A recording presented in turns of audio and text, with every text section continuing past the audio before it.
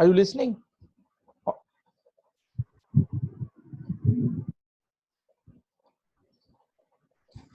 Is it the audio clear?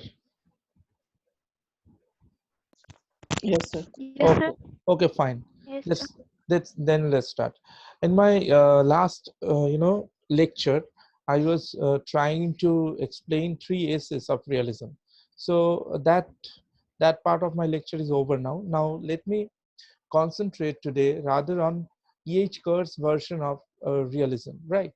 So I'm trying to precise my lecture within some stipulated boundaries, because understanding E.H. Carr is is a little difficult compared to Morgenthau, because you can easily trace Morgenthau through the six principles that he uh, offered in his second edition of his famous book.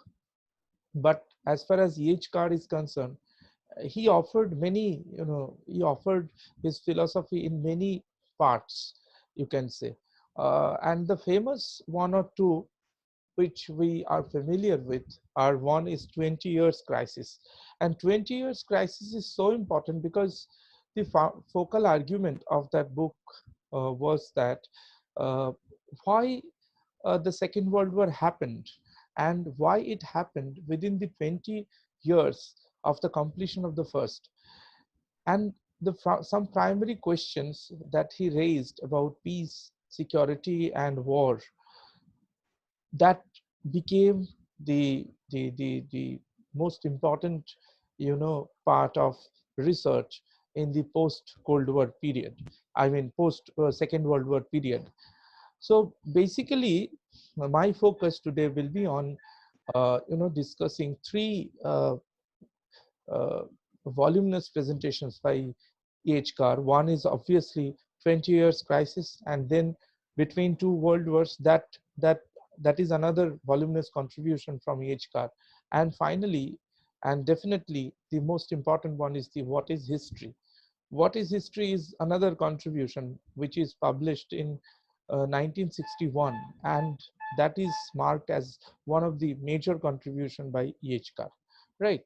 So now uh, let me start with his understanding of history, because E.H. Carr every now and then is regarded as one of the major historians, or you can say the realist historian, right? So unlike Morgenthau looks more as a political analyst rather than historian, whereas Carr will be viewed more as political historian, right? So, let us understand E.H. Carr's understanding of history and what he meant, uh, you know, explaining history. So, before having a kind of uh, comprehensive understanding of history, let us talk a little bit about E.H. Carr and what was his major concern about war and peace. You know, E.H. Carr raised the fundamental question as why war happened. I mean, why the Second World War happened within the completion of uh, within 20 years of the completion of the First World War. So প্রথম বিশ্বযুদ্ধ হয়ে যাচ্ছে, তার 20 বছরের মধ্যে আবার দেখছি আরেকটা বিশ্বযুদ্ধ হচ্ছে। তো E.H. Carr কি বলতে চাইছেন যে কেন এই 20 বছরের মাথায় আবার একটা বিশ্বযুদ্ধ হলো? সেটাকে যদি বুঝতে হয় তাহলে we need to understand the entire history and historicism, এই যে ইতিহাস এবং ইতিহাসবাদ, এই বিষয়গুলো আমাকে বুঝতে হবে। এবং সেই জন্য we often talk about historiography, especially when we consider you know the subaltern school of studies. But E.H. Carr also tried to build a kind of paradigm of historiography in understanding history. What is that? So if we go to if we explain it in more detail, then in that famous article, I mean famous contribution by E.H. Carr in 1961, what is history? In that the fundamental question that A.H. Carr raised is that what actually is history? ইতিহাস কি? এই প্রশ্নটাই কিন্তু A.H. Carr তুলছেন। ইতিহাস বিষয়টা কি? And in doing so, he criticized the empirical view of history. So I repeat again, he criticized the empirical view of history, and also he criticized R.G. Collingwood's idealism. So Collingwood's idealism was so popular at that point of time, and we always talk about, Woodrow Wilson's contribution towards idealism, or liberal institutionalism. But at the same time, Collingwood's contribution to idealist philosophy is also enormous. But what E.H. Carr did is that through this contribution, he negated, or he rejected, the empirical view of history by many historians at that point of time, and then R.G. Collingwood's idealism in true sense. So Carr rejected the empirical view of historians' work uh, as an accretion of facts that he or she has at their disposal as nonsense. And that is why Carr divided facts into two categories. Always when we talk about history, definitely we talk about facts, because history is based on facts every now and then. But what Carr did is that Carr deliberately differentiated between facts into two categories. One is facts of the past, and definitely the second one is the historical facts. অর্থাৎ EH কার কি করছে দেখো, EH কার যে প্রশ্নটি তুলছেন সেটা হচ্ছে ইতিহাস বলতে আমরা কি বোঝাই, এবং সেটা করতে গিয়ে উনি বলছেন যে ইতিহাস চর্চা যখন আমরা করছি, ইতিহাসের কথা বলছি, তখন আমরা ডেফিনেটলি ফ্যাক্টের কথা বলছি। ফ্যাক্টের উপর বেস করেই কিন্তু ইতিহাস গড়ে ওঠে। এটা করতে গিয়ে উনি যেটা করছেন সেটা হচ্ছে ফ্যাক্টগুলিকে দুটি ভাগে ভাগ করছেন। একটা হচ্ছে ফ্যাক্টস অফ দ্য পাস্ট, যেটাকে আমি বললাম, অর্থাৎ অতীতের ফ্যাক্ট, আর একটা হচ্ছে historical facts. So what is the difference between these facts of the past and the historical facts? So there is an essential difference between these two things, right? Firstly, Carr contended that, in fact, facts of the past means that it is like historical informations that historians deem unimportant, right? So look, if you consult any particular history book, you will find a precise understanding of a period, right? If you see Indian history, maybe modern history of India, then in maybe 300 or 500 pages, you will have a kind of understanding of the of 500 years history, right? Or 300-400 years history. If you want to read maybe the ancient history of Europe, then definitely maybe you have a book with 400-500 pages. So is it possible to have a comprehensive understanding of history within 500 pages or 600 pages? It's not. But then the question definitely will arise, what is there in those 500 pages?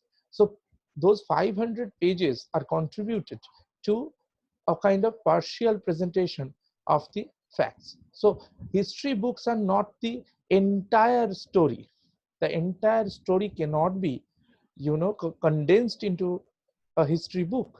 History book is full of historical facts, or you can say important facts, rather important facts. And who decides what is the important fact or what is not? The historian decides which one is important and which one is not, right?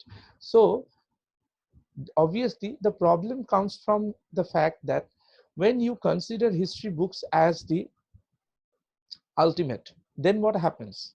Then you feel that whatever written in the history book is the final, and there is nothing beyond that history book.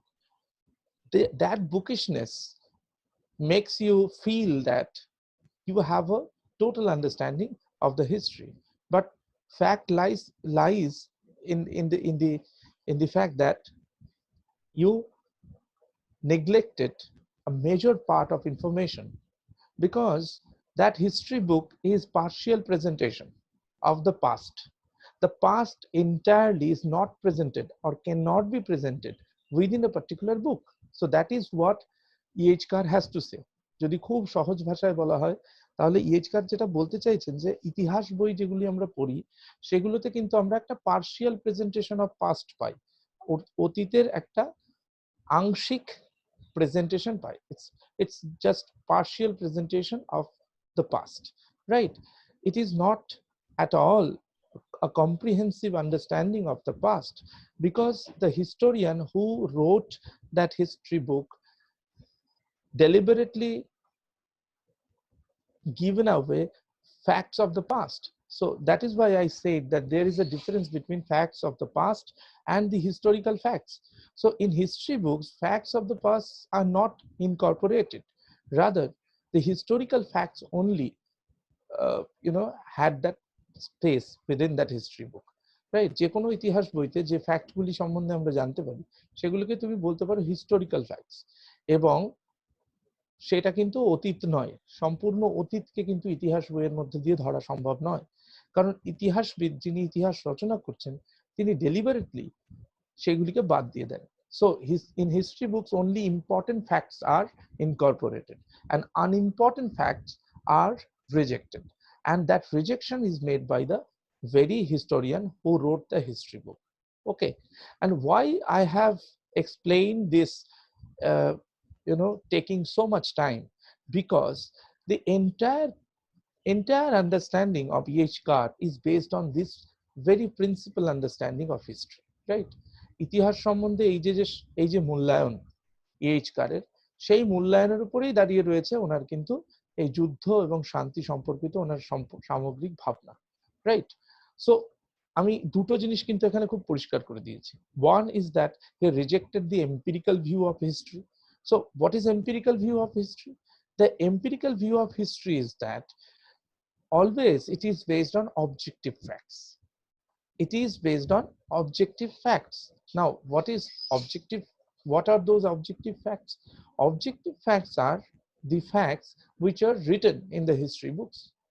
So beyond history books, whatever is happening or whatever happened, you cannot have the access of those facts or informations, right? যা ইতিহাস বইয়ের বিয়ন্ডে গিয়ে বুঝতে হবে সেই বিয়ন্ডকে তুমি দেখতে পাচ্ছ না। ইতিহাস বইয়ের ভেতরে যা কিছু আছে সেগুলোকেই তুমি দেখতে পাচ্ছ, তার বাইরে তোমাকে যাওয়ার কোনো সুযোগ সেখানে নেই। তাহলে empirical view of history is quite limited. If you have an empirical view of looking at history, then your approach is limited. That is what EH Carr has to say.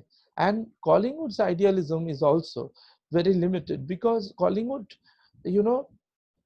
visualized that after Second World War, in fact, after First World War, there would be a kind of permanent peace, because war actually settled the conflict in Europe.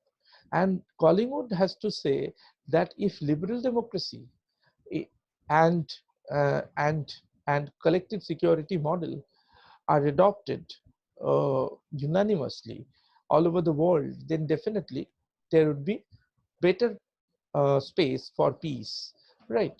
So there would be no chance for conflict, etc. But this partial presentation of history is also limited for EH Carr. EH Carr বলতে চাইছেন Collingwood যে স্বপ্নটা দেখছেন, যে প্রথম বিশ্বযুদ্ধের পর যেহেতু কালেকটিভ সিকিউরিটি মডেল বা লিগ অফ নেশনস বা লিবারেল ডেমোক্রেসি গোটা বিশ্বজুড়ে অ্যাকসেপ্টেড হচ্ছে, তারপরে আর যুদ্ধের সম্ভাবনা হ্রাস পাবে এবং যুদ্ধ আর ঘটবে না, ইনফ্যাক্ট এই ধরনের একটা ভিজুয়ালাইজ করার চেষ্টা করছেন। That is also limited for EH Carr. EH Carr মনে করছেন এই চিন্তা ভাবনাও কিন্তু সীমাবদ্ধ চিন্তা ভাবনা। তার কারণ কি? কারণ সেখানেও কিন্তু একটা ইতিহাসের পার্শিয়াল প্রেজেন্টেশন করা হয়েছে, এন্টায়ার হিস্ট্রিকে প্রেজেন্ট করা হয়নি। So many things depend on the approach of the historian. So if we conclude this part of my lecture, then definitely what I have to say is that EH Carr finally felt that basically it is up to the historian and his approach to history which ultimately matters, right? Therefore, he has to say that all the historians till his time, they had a common frame of mind to looking at history, and therefore the historical facts that prevailed at his time was basically very partial, very much partial and limited, right? So that is why uh, the important fact in H. Carr's philosophy is that understanding history is the most important thing in explaining war and peace, right? So if we move on to the next section of H. Carr's thought, then definitely we have to understand the the causes of Second World War. Why Second World War happened? Second World War happened because after the First World War, whatever diagnoses were suggested by the idealists were not enough, because those diagnoses were based on the you know understanding of history by the or through the common pattern of approach by historians. ইতিহাস প্রথম বিশ্বযুদ্ধের যারা ইতিহাসবিদ ছিলেন, তাদের তাদের যে view ছিল সেটা দু রকমের। Either it was empirical, so basically it was empirical understanding of history, and another point was that it was idealist. So all the historians of First World War were either in the group of idealists or in the group of empirical historians. So they had a common frame of mind or common frame of approach, that therefore their presentation of the history of First World War and the causes of war led to the common diagnosis, and those diagnoses were offered in the uh, peace convention in Paris. And Woodrow Wilson's suggestions of eradicating the chances of war, so all those prescriptions by Woodrow Wilson were basically based on the partial understanding of history or rejection of the facts of the past. সেখানে শুধুমাত্র historical ফ্যাক্টের উপর ভিত্তি করে আমাদের কতগুলি decision নেওয়া হলো যে এই জিনিসগুলো করলে আর বিশ্বযুদ্ধ হবে না, কিন্তু বহু ফ্যাক্ট আছে যে ফ্যাক্টগুলিকে বাদ দিয়ে চলে যাওয়া হলো। ঠিক আছে, যেটা আমি বললাম, যে কোনো হিস্টোরিয়ান ফ্যাক্টগুলোকে বাদ দিয়ে ইতিহাস রচনা করেন, এবং কোন ফ্যাক্টগুলোকে ইতিহাস বইয়েতে জায়গা দেবো আর কোন ফ্যাক্টগুলোকে ইতিহাস বইয়েতে জায়গা দেবো না, সেটা একজন হিস্টোরিয়ান ঠিক করেন। তাই জন্য একজন হিস্টোরিয়ানের ভূমিকা এবং তার যে অ্যাপ্রোচ, সেটা অত্যন্ত গুরুত্বপূর্ণ ভূমিকা পালন করে। সেই জন্য বললাম যে ইএইচ কার যেটা করলেন, সেই জন্য ইএইচ কার যেটা বোঝবার চেষ্টা করলেন সেটা হচ্ছে যে এই রিয়ালিস্ট ফিলসফি ইম্পর্টেন্সটা কোথায়। বিকজ একেবারে থুসিডিডিসের থেকে শুরু করে, আমি থুসিডিডিসের কথা তোমাদেরকে বলেছিলাম, ম্যাকিয়াভেলি পর্যন্ত এবং পরে হাউবস পর্যন্ত যদি দেখো, তাহলে দেখবে যে এখানে একটা এপিস্টিমোলজিক্যাল ডিসএগ্রিমেন্ট উইথ আইডিয়ালিজমের আছে।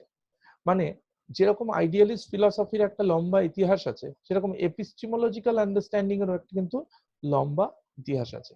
আমি মাঝে মাঝে ক্লাসে তোমাদেরকে হয়তো কখনো পলিটিক্যাল থিওরি পড়াতে গিয়ে বলেছি ডেফিনেটলি, যে there is this difference between epistemological understanding and ontological understanding. Okay, so there is this clash for generations between epistemology and idealism. So all the idealist thinkers from ancient time to the modern time, if you consider them as the only historians, then your explanation of war and peace will be different. And if you see the other side, in fact, epistemological understanding of history, deep epistemological understanding of history, then your explanation about war and or your understanding about war and peace would be different. When you consider Thucydides or India's Machiavelli or Hobbes or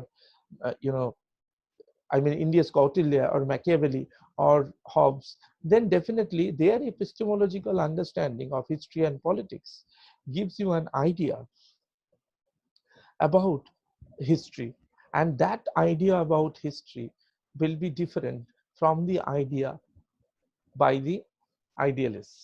ওকে, ইতিহাস সম্বন্ধে তোমার যে ধারণা এপিস্টিমোলজিক্যাল understanding এর মাধ্যমে হবে, সেটা idealistic understanding of হিস্ট্রির থেকে ডিফারেন্স হবে, এটা নিয়ে কোনো সন্দেহ নেই। তার কারণ আমি আগেই বলেছি, একজন ইতিহাসবিদের যে চিন্তা ভাবনা, একজন ইতিহাসবিদের যে অ্যাপ্রোচ, সেটা কিন্তু আলটিমেটলি ম্যাটার করে, right? So now let us explain the other part of E.H. Carr's thought, is that the history between two world wars. How was the history between two world wars, and what happened after the First World War? So if you consider that history, in fact as about the First World War, occurrence of First World War, you have to go back to the long history of Europe before explaining the causes of First World War. তো প্রথম বিশ্বযুদ্ধের কারণকে যদি তোমার সত্যিকারের এপিস্টিমোলজিক্যাল understanding এর মাধ্যমে present করতে হয়, তাহলে কিন্তু তোমাকে একটা লম্বা ইতিহাসের দিকে চলে যেতে হবে। আর তা না হলে তুমি যদি শুধুমাত্র তার ইমিডিয়েট এফেক্ট এর উপর ভর করে প্রথম বিশ্বযুদ্ধের কারণগুলিকে বোঝার চেষ্টা করো, তাহলে কিন্তু তোমার একটা পার্শিয়াল আন্ডারস্ট্যান্ডিং সেটা রয়ে যাবে, তুমি কম্প্রিহেন্সিভ সেটা বুঝতে পারবে না। এবং সেই জন্যে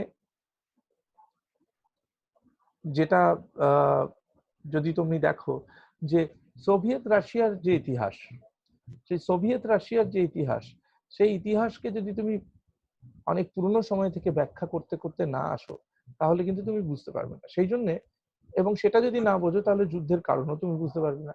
ইএইচ কারের যদি তুমি লেখাপত্র পড়ো, ইএইচ কারের একখানা বিখ্যাত লেখাই ছিল যে হিস্ট্রি অফ সোভিয়েত রাশিয়া। এই history of Soviet Russia and what is history, এই যে এই কথাটা, এইটা পুরো আর্টিকেলটার নাম ছিল। সেই আর্টিকেলটাতে উনি যেটা করবার চেষ্টা করছেন, সেটা হচ্ছে একটা লম্বা ইতিহাস ব্যাখ্যা করে করে আসার চেষ্টা করছেন যে একটা সোভিয়েত রাশিয়ার যে বলশেভিক রেভলিউশন হলো, এবং তারপরে সোভিয়েত রাশিয়ার চেহারাটাই বদলে গেল, একটা ফিউডালিস্টিক সিস্টেম থেকে একটা ক্যাপিটালিস্টিক সিস্টেমের দিকে, মানে বলা হলো সোশ্যালিস্টিক সিস্টেমের দিকে গেল। কিন্তু যাই হোক, কিছু সময়ের জন্য ক্যাপিটালিজমও সেখানে এসেছিল, যদিও বাস্তবে সেই ক্যাপিটালিজম কখনোই ফিল করা যায়নি।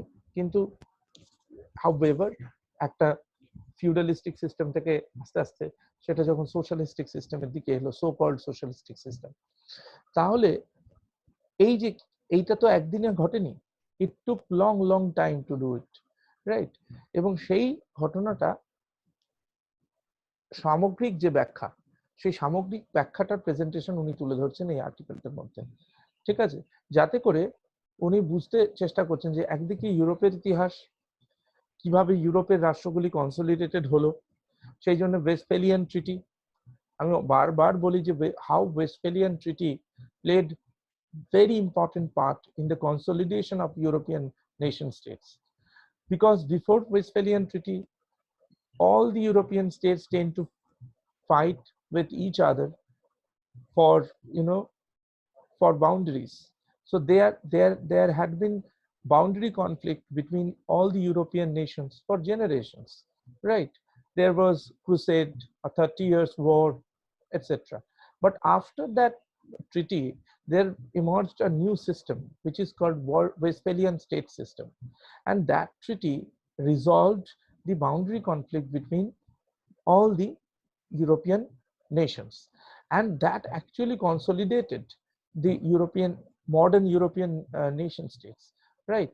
And that marked the very important period in European history. So that is on the one hand. On the other, Russian history, which Russia was basically a feudalistic system for many years, but once Bolshevik revolution occurred, then you can say overnight it turned into a socialist system. Is it possible to transform a feudalistic system into a socialistic system?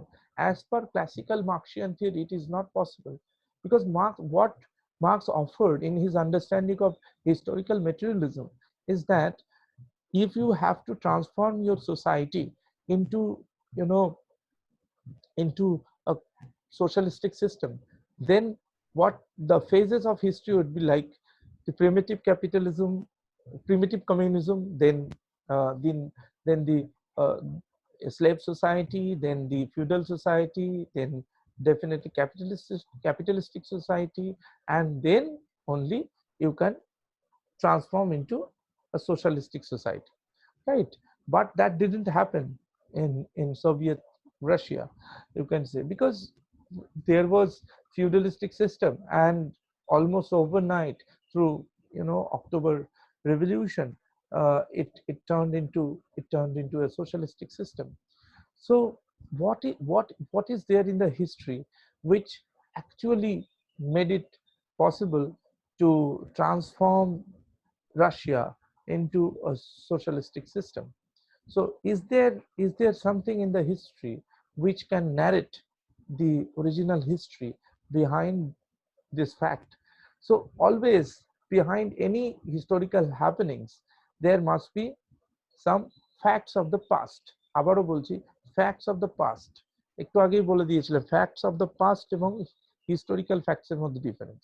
তাহলে যে ইতিহাসটা আমরা দেখতে পেলাম পরে, সেই ইতিহাসটার পেছনে একটা ওই রকম ফ্যাক্টস অফ দ্য পাস্ট ছিল, যেটা হিস্টোরিয়ানরা বাদ দিয়ে চলে এসেছে, সেগুলোকে আনইম্পর্টেন্ট বলে মনে করে। কিন্তু যখন আমরা দেখছি ভবিষ্যতে একটি ঘটনা ঘটলো, যে ঘটনাটাকে যদি বুঝতে হয়, শুধুমাত্র হিস্ট্রি বইয়ের মধ্য দিয়ে আমরা সেই ঘটনার ব্যাখ্যা করতে পারবো না, আমাকে কিন্তু হিস্ট্রিওগ্রাফির চর্চা করতে হবে। And what is historiography? Historiography is history of history, right? Historiography in a very nutshell, history of history. অর্থাৎ একটা ইতিহাস বই, সেই ইতিহাস বইয়েরও একটা ইতিহাস আছে, একটা যে কোনো ইতিহাস। সেই ধরো ফরাসি বিপ্লবের ইতিহাস, ফরাসি বিপ্লবের ইতিহাসেরও একটা ইতিহাস আছে, একটা ইতিহাস রচনা তারও একটা ইতিহাস আছে। So basically understanding a particular historical fact will depend on understanding history of history. That is why we say that historiography of the First World War or historiography of the Second World War. So you can say Carr, you can consider Carr as a historiographer who tried to understand the history of history, right? That is why he has to say that, you know, um, having a kind of spontaneous or comprehensive knowledge about a particular happening of history, you need to go back much deeper into the history, because basically history books are offering shallow understanding of the phenomena. If you want to have a deeper understanding of the phenomena, then definitely you have to reach out to the facts which is left or which are left by the historians, right? So that is it. This is the first lecture of mine on Carr's realism. Sometimes it is called utopian realism, because some of the parts of his understanding are highly utopian and unreachable, you can say. You cannot reach out to the to the portions that Carr offered, because it's very easy to say, that we need to understand the history of history, but how can you reach to the history of history? In fact, if you consider French Revolution or Bolshevik Revolution, no matter, you know, it's very difficult in the sense that you have only the history books. You do not have other informations which can give you that chance to reach out to the history or the perspectives of those books. So it's very easy to say that doing historiography will offer much more deeper understanding, but doing historiography is the most difficult task. That is why in political science or the disciplines of international relations, we always prefer to have a technique like hermeneutics and sometimes uh, textual analysis, which helps us doing historiography of events. So that is a different thing, but this is the first part of my lecture. So if you have any queries, then I have only 5 minutes for that, and in my next lecture I will finish this, after which you can ask more questions, right? So that is it for the day. If you now can, if you want to ask questions, then you can.